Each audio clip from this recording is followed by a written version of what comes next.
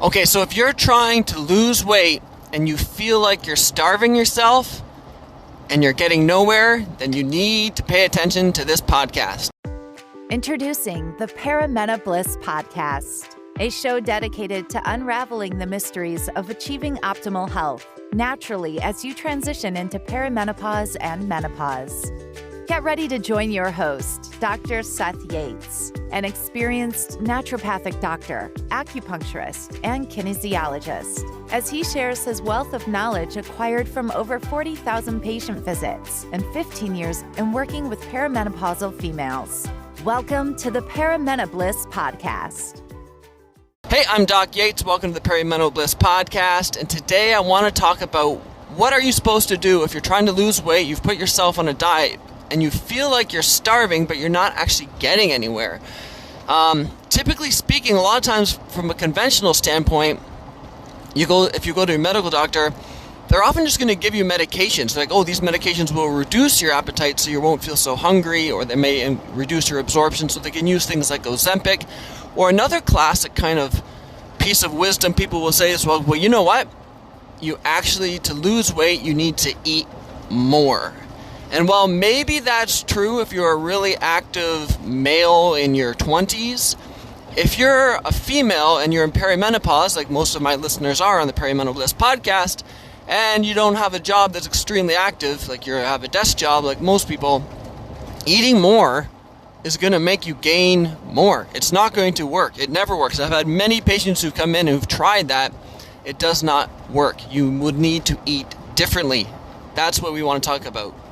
So I remember I had a client and she had come in and she was sitting across the desk from me and she was like, listen, I've already tried diets before. I'm here because one of my friends said that they did your diet, they had great results, but they're like, but I'm skeptical because I've done diets before and I always feel like I'm starving myself and I don't really get anywhere, so I just get frustrated and quit.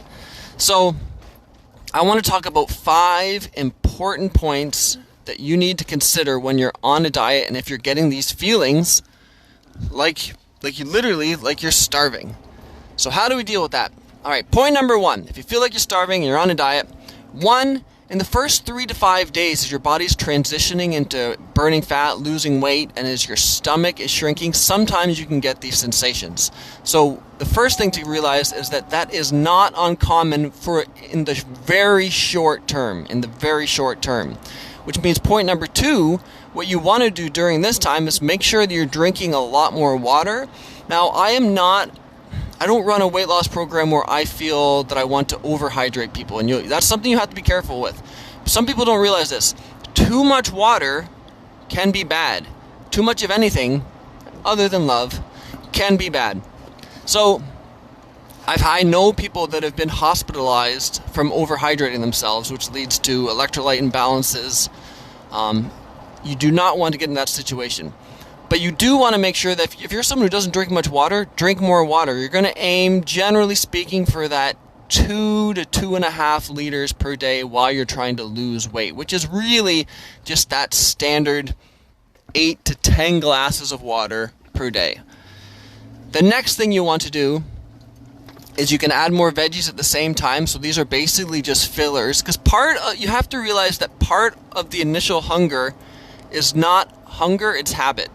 There's a lot of times, and if you've ever done any type of actual fasting for a period of time, what you'll notice is that there's a habitual part of it. So I'm not saying that I want you to use fasting to lose weight, but it's just something that I've done and I've learned from. So let's say it would be breakfast time, you're like, oh, I'm starving. And then breakfast time passes and they're like, oh, now I'm not hungry. And then it would be lunchtime, you're like, oh, I'm starving. And then lunchtime passes and you're not hungry. That happens a lot when you're fasting, and you start to realize the habitual aspect of hunger versus the actual physiological demands of real hunger. And then as your stomach, like I said, as your stomach shrinks and as your body shifts, that gets over quick. But there's point number 3 that you need to realize. This is now I'm talking about if you've been on the diet for a while and you're still feel like you're really hungry, is that you need to make sure you're doing something to correct deficiencies.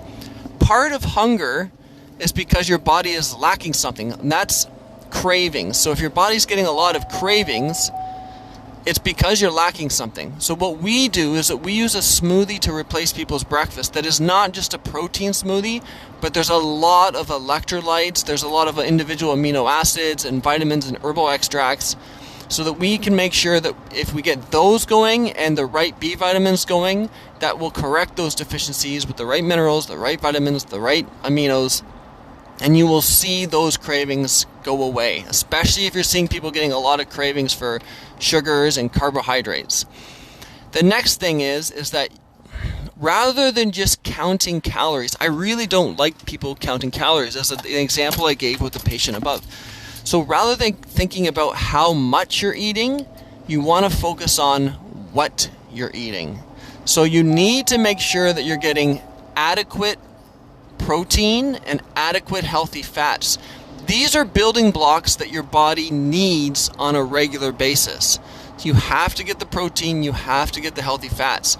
And then the part that you're able to reduce to help the weight come off is the carbohydrates and the sugars, especially when you have a job where you're in a desk job.